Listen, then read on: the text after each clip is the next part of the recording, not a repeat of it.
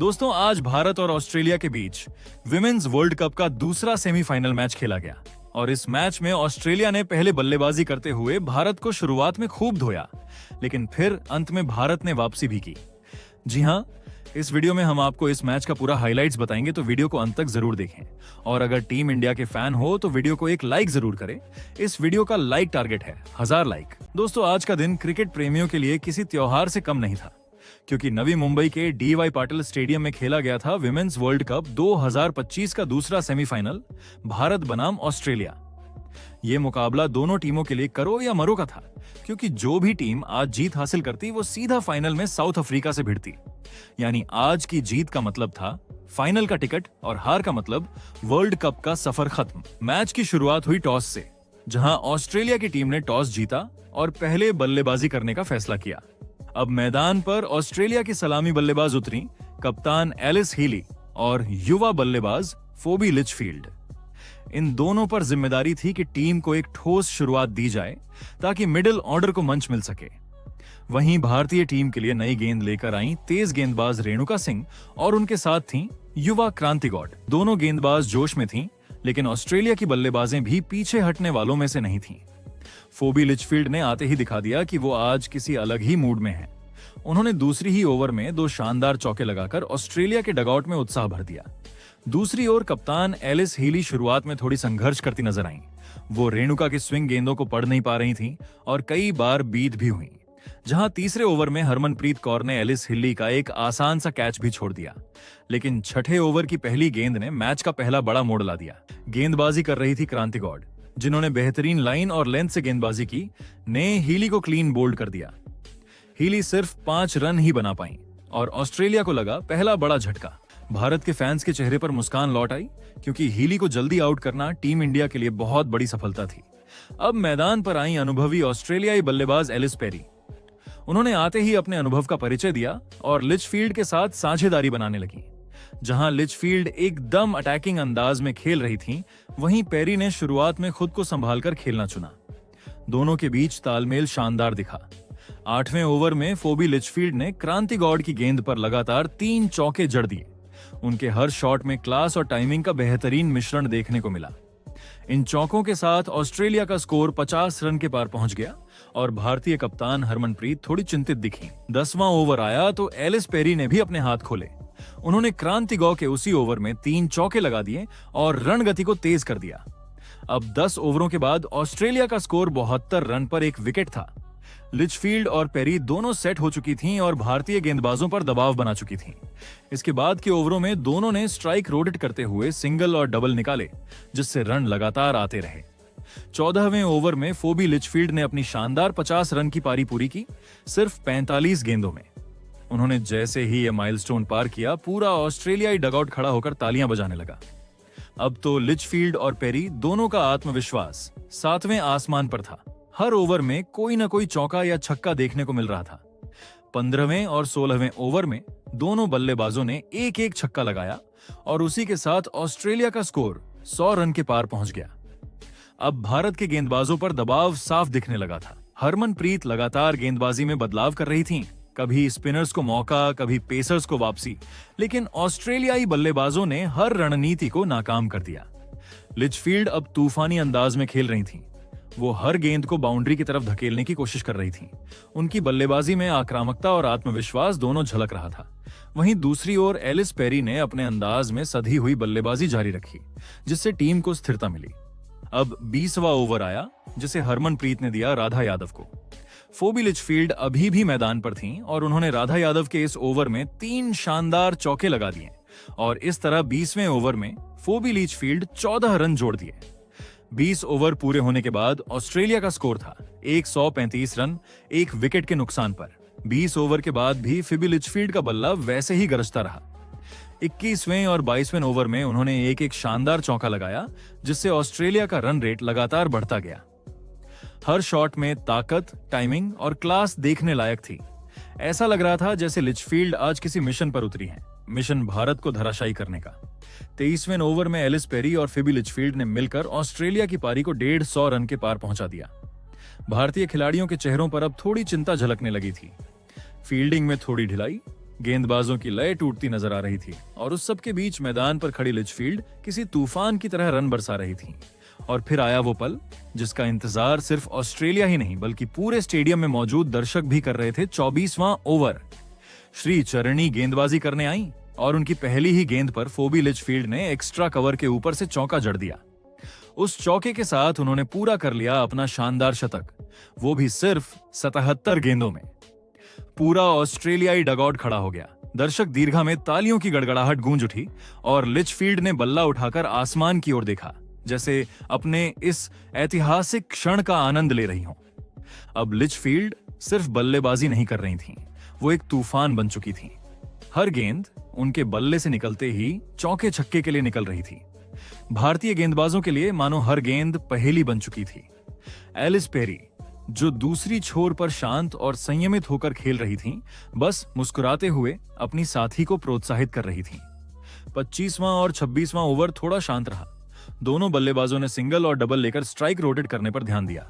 ऐसा लग रहा था कि वो आने वाले बड़े हमले की तैयारी कर रही हैं। और फिर 27वें ओवर में दीप्ति शर्मा गेंदबाजी करने आई, लेकिन फोबी लिचफील्ड ने जैसे उनकी हर योजना को ध्वस्त कर दिया।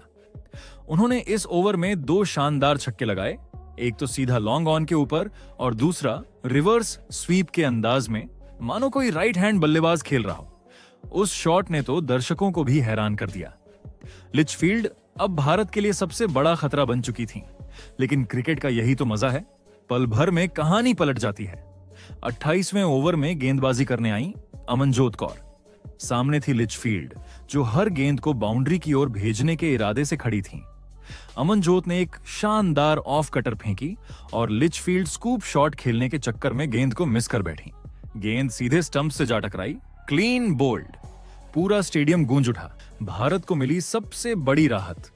फोबी लिचफील्ड की पारी यहीं थमी। उन्होंने 73 गेंदों पर 119 रन की तूफानी पारी खेली। इसमें 17 चौके और 3 छक्के शामिल थे। वो जिस तरह खेल रही थीं, ऐसा लग रहा था जैसे अकेले ही मैच खत्म कर देंगी। लेकिन अमनजोत ने शानदार वापसी करते हुए इस खतरनाक बल्लेबाज को पवेलियन भेज दिया।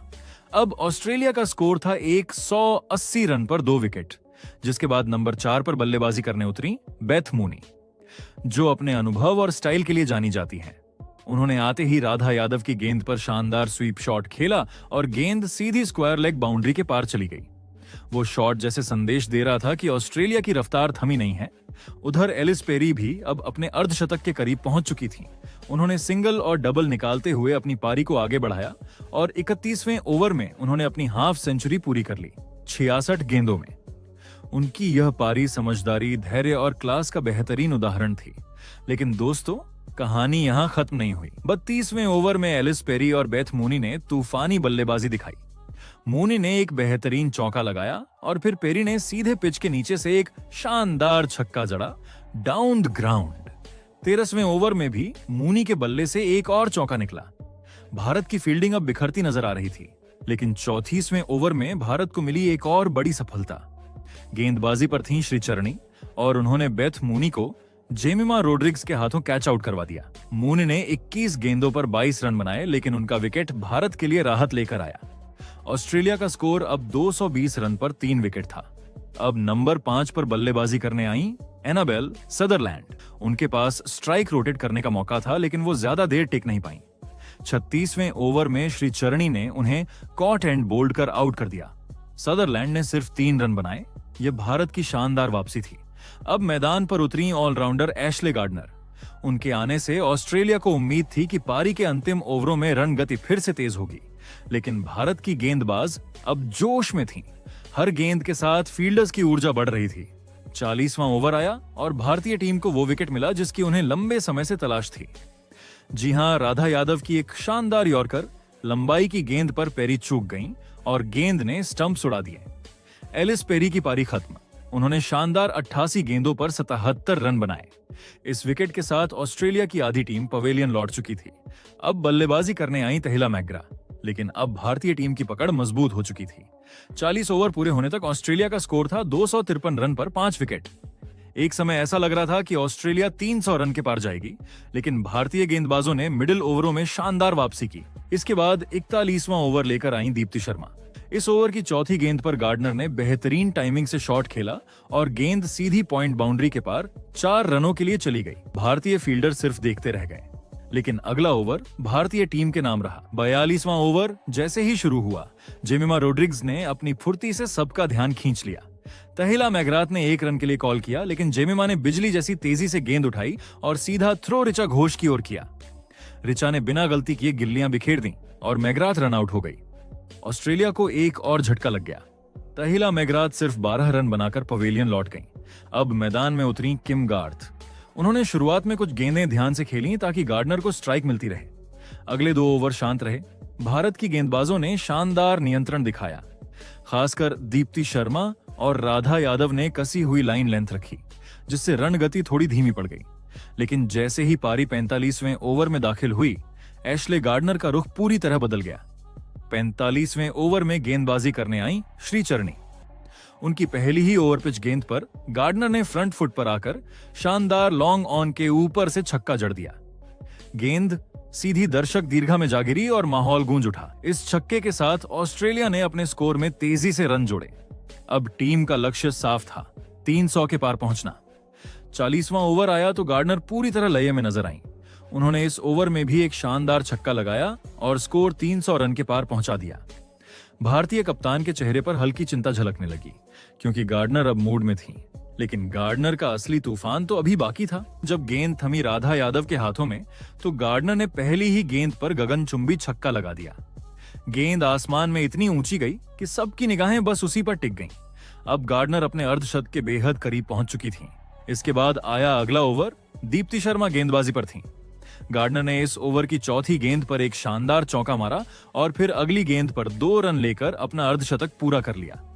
यह अर्धशतक सिर्फ 41 गेंदों में आया था, एक विस्फोटक पारी जिसने भारत की मेहनत पर दबाव डाल दिया। स्टेडियम में मौजूद ऑस्ट्रेलियाई दर्शक खड़े होकर उनका अभिवादन करने लगे।